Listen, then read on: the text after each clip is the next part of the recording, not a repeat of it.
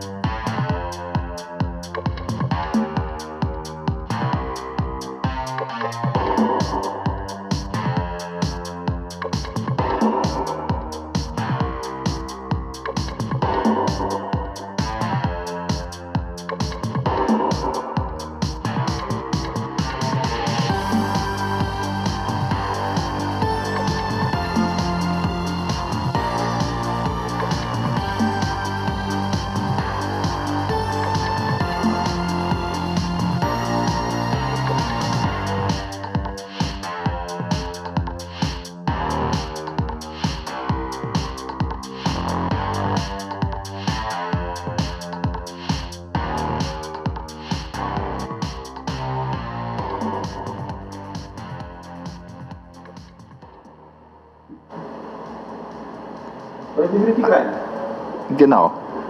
Oh.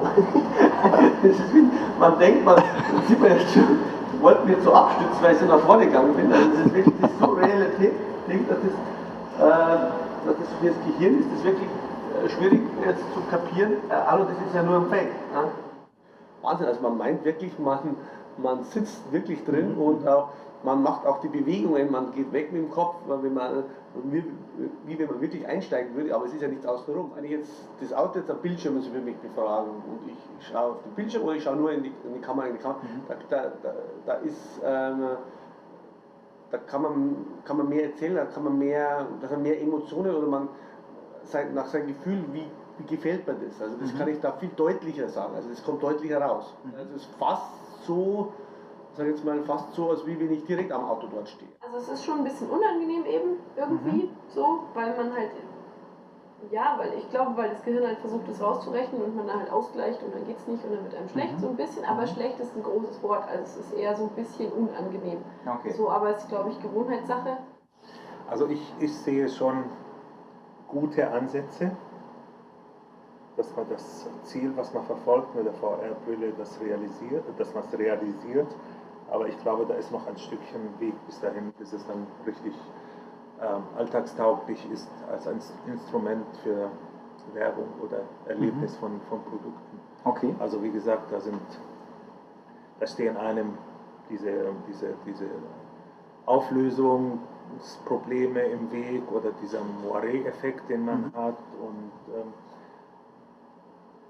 und die Sache auch mit der Skalierung war auch sehr wesentlich, was wir da festgestellt haben, dass das Fahrzeug in der Realität wuchtiger und größer ausschaut als das erlebte Modell.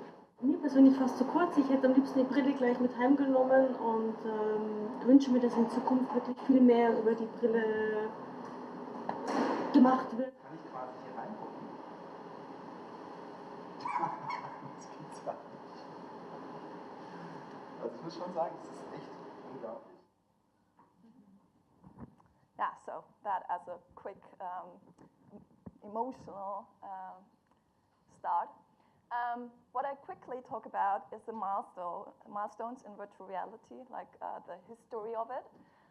There are quite some facts on that sheet. I won't talk about everything, but it's more to give you a glimpse of what's happening. So it all started in the 19th century with the invention of the stereoscope. I'm not an engineer, so it's some machine you can take 3D pictures with. And then they had some 3D movies going on. Then, in the 17th, the first head-mounted display was invented, so that's the glasses people wear. It was so heavy that they actually had to hang it on the ceiling, and people were kind of scared to wear it because they thought maybe it falls down or whatever. Then NASA invented a virtual environment display system to visualize the data that, and now I have to look up the word probes, so satellites from Mars, like the data they got from Mars. They put it into the system, so they didn't have to look at data points, but rather see the surface of Mars in a virtual reality. And then the first cave was invented. And then 2012, suddenly HMDs become affordable. And that's when all the things started to kind of get some, some energy. So 2012, Oculus started a crowdfunding on Kickstarter, as far as I know, to get a HMD in the market. And that happened in 2013 with the Oculus Rift development kit, which was available for only $350 US, so really a lot cheaper than before. Before it was thousands of dollars for just one system, and now it's suddenly $350. 2014, Google invented the cardboard. So I have something like that. It's something similar. It's not Google, but it's getting really cheap. Like, I don't know what it costed in 2014, but now you can get virtual reality classes for something like €5. That's really cheap then, but it's possible. And then in 2015, Google invented the cardboard camera app. So you can actually, like a panoramic photograph, I don't know, probably all of you have a smartphone who's able to do that. So you just take the camera, go like that, take a video, and Google kind of processes it into a 360-degree photograph. Yes. And what's happening, like I said, 2012 kind of started the whole thing off, and since then the sales have gone up. I mean, the numbers for 2017, of course, are estimations. This data comes from Statica, so it's not some agency who invented them, and it's gradually going up for head-mounted displays as well as for software. And here are some examples of what's happening at the moment, as far as I know. Of course, it's only what came up to me. Pretty automotive focus, because I work in the automotive department of our company. In the first picture, you see an omnidirectional treadmill at Max Planck Institute for Biological Cybernetics. So it's a treadmill you can walk on, and it directly, it changes its direction. So you don't have the problem that you might have constraints in where you're walking in virtual reality. You can just do whatever you want to do, which helps to stay in the virtual reality. Then there's Ford, who actually has a immersive vehicle environment lab. That's the one on the right-hand side. They can, well, it's my opinion, do incredible stuff with it, and start with the engineering process, the designing process, very early on in this environment. And as they say, production time has reduced, and with that, the overall cost has reduced significantly.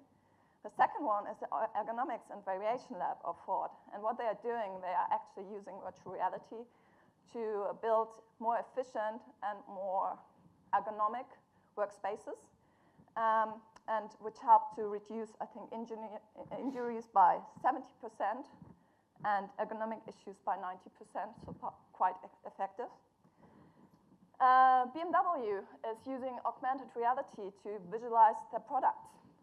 Audi, which I'll talk about later on a bit more in detail, has customer private lounges using virtual reality to actually show the people the car they just configured in a virtual reality. And then there are as simple things as this from Stier. They are sending out those cardboard headsets to their sales representatives so they can get a feel of the products and everything. Yes, so quite a lot happening with virtual reality.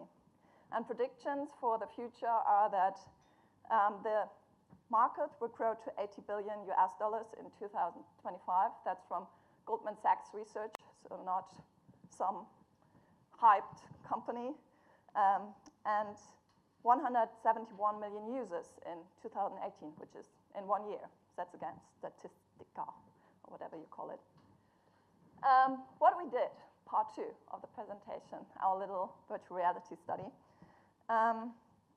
So I'll just flip the pages. We had the chance to work together with Audi in this project. So we could use their customer private lounge in the early state of it. So what we had was we could sit on a table. The technique used was the HTC Vive, so it's at the moment, or at least in 2016, it was top of the notch in technology. Just sit there, watch it in virtual reality, walk in a 5 to 5 meter area, same technology. And then we were really lucky because they also had a real model in there. So we watched the Q7 in all of the 3 situations and could do something like a small qualitative test of equivalence because we only had 10 interviews, I have to admit. So it was really just the first glimpse of what's happening. And so we can show something to you because it's not done for some client. The interview took 1 hour. And the people were about 40 minutes in the virtual reality. And yes, it was more a meta interview, so not really interested. We were not interested in any data about the car itself, but more about what people said, what they could actually say about the car, if they could rate things or not, how they felt, and stuff like that. Yes, so what effects does virtual reality have on the respondent? Interviews in virtual reality are still fun and quite pleasant. It was really interesting, like people put on the glasses, sometimes they couldn't even wait until we said, okay, now put on the glasses. And they were like, whoa, might still be like a novelty effect and soon in, I don't know, 2-3 years be gone. But still I think that it's just a really exciting feeling to be in one reality and at the same time in another one. I have been wearing these glasses for almost 2 years now, like from occasion to occasion, and I'm still, wow. So I hope it still stays a bit like that. And there are almost no side effects. So some said that it's quite hard to focus sometimes because it's pixelated. The person said there's the Moret effect, which means that pixels are overlaying others and there's like flickering. So it's a bit tiring, but technology improves, so soon this might all be gone. Classes are also a bit heavy, but not that anybody really complained about it. Respondents felt kind of in a tunnel. You wear those glasses and you only see that and you hear the interviewer who's talking to you. But apart from that, you don't see anything else or hear anything else. So you really start to focus into what you're doing. And you don't have actually to react to body language of the interviewer or anybody else who's in the room. Well, there wasn't anybody in the room, but still, kind of the people started to focus. And we think something like a flow started to happen. Because when we told them, okay, we're done, 40 minutes are over, they were like, what? really? 40 minutes are over? So it was really, I think, a good experience for them. What effects does it have on the interview situation? The equipment is easy to use. That's something which I think is quite interesting compared to the first, presentation before, because that sounded really complicated. With this, really easy. You just give them the classes and it's done. Okay, beforehand you need to build the 3D environment and stuff like that, but when you're actually in the field, it's easy. 40 minutes are no problem. We think, I mean, it was rather a projective question, but how long could you still have done this? And they said, well, 1 hour, no problem. There's no constraint at all. What is important, you need to think about giving them some setting in period, like something where they can experience their first whoa without having any stimulus. And this should be kind of a neutral stimulus, so you're not affecting your results in case you're using it for real market research and not just some meta-study like we did. The interviewer is even more important compared to other interview situations.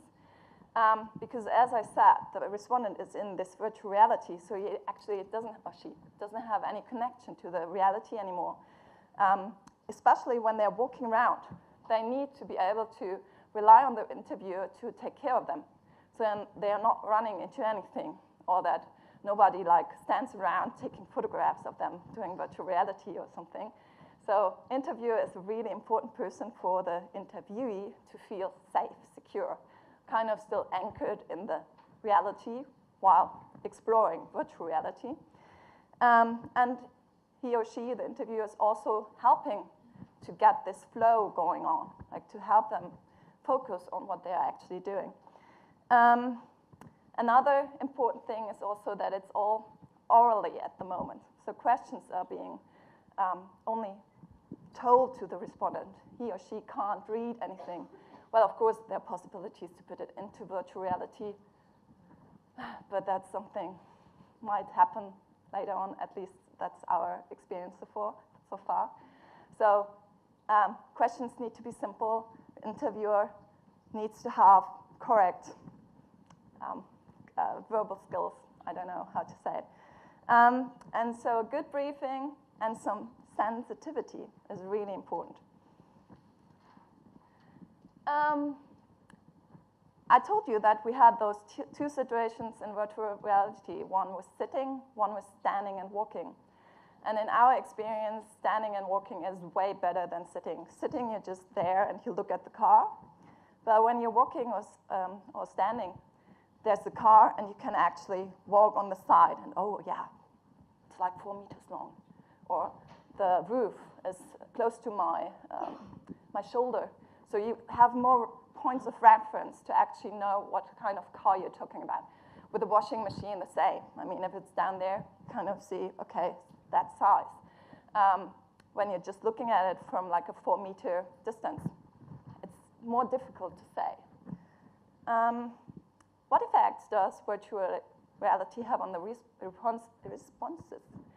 As I said, it's a qualitative test of equivalence. But we think 3D appears more vivid than 2D. It's more emotions. So people said that they could kind of more feel what they are looking at, that they had a feel of the object compared to just a 2D image. But, of course, and I'm trying to speak French now, as Margaret said, ceci n'est pas une pipe. So it's still just a picture. It's not the real object. So we don't think that you can actually use virtual reality as a one-on-one replacement for the real object. It's rather an add-on, for example, in an early stage of design development or to test other things, which I might talk about later. And what we noticed, proportions and size are difficult to assess. It was really interesting because we always started with sitting, then we went on to walking and standing, then to the real car. And the estimations of what car they were looking at were getting bigger and bigger from each station. So sitting, they said something like, well, Q1, Q3. Then walking, because they had the shoulder and the length, was like, okay, Q3, Q5. And then standing in front of the real car, it was suddenly like, oh my God, it's Q7. So there's still some problems. And also the associations with the car, like looking at the front, different. Like standing in front of the real object, there were things like, it looks really aggressive, it looks bulky, and in virtual reality, the same respondent said different things. So we need to be careful. Yes, and then we had this kind of whoa moment, like at least we thought at GIM. We later found out that actually a lot of scientific studies say exactly the same. So the higher the interaction, so the possibilities to act with virtual reality, the higher the presence. Presence is like the psychological felt being in the reality. Often confused with immersion. And I finally understood it now. So immersion is just the technical thing, the possibility of the environment to be able to sustain presence. So the more interaction, the more presence. The higher the presence, the more realistic the insights. And that's, how is that happening? So now we're starting to talk a bit about the brain, and I need to speed up because I only have like 7 minutes left. Signals come from the eye to the thalamus, and then to the visual cortex. So like that. And it's like one signal. And you might think that's enough. Okay, nothing else is happening. Stimulus there, that's what I see. But actually, 6 times more of the signal go back to the thalamus again, because actually the visual cortex wants to know, okay, what am I looking at? And your brain is kind of saying, hey, that's a car. So our brain is kind of really good prepared to be fooled. So that's why it's so easy to really immerse into this reality. So now, the big question I told you, promised to answer. Does virtual reality lead to new qualitative market research?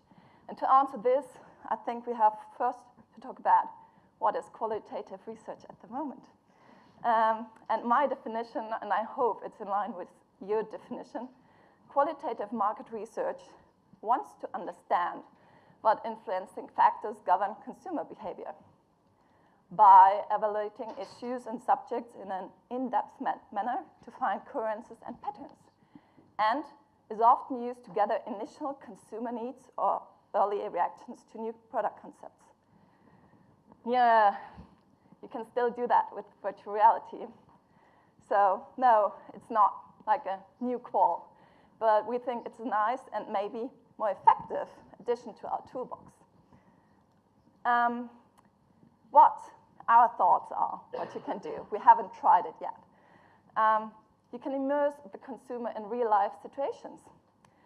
You can unlock more predictive consumer truth, obtain less rational and controlled answers, more emotions. So just imagine sitting in the focus group discussion, all is verbal. So like your left brain is working really hard and you're really about thinking, what's the correct answer?